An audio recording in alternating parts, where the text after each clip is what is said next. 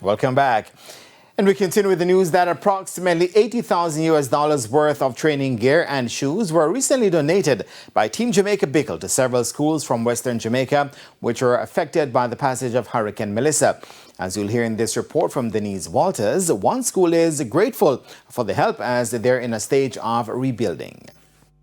Team Jamaica Bickle, through sponsors, stepped up to help a number of schools that participated at the recently concluded Western Athletics Championships held at the GC Foster College in Spanish Town, St. Catherine. We have recognized the need for training and casual sneakers and tops. So these were lacking in the West because of the hurricane. Lance Clark is the Chief Financial Officer at Team Jamaica Bickle. The reports that I have got have expressed a need for basic implements, which footwear is very important, especially in athletics.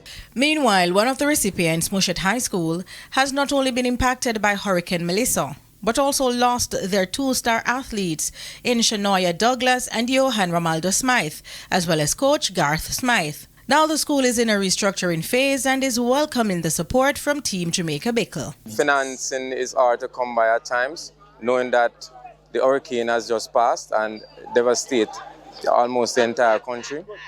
So it is a very important gesture to give back to the schools, and Mushat is one of them.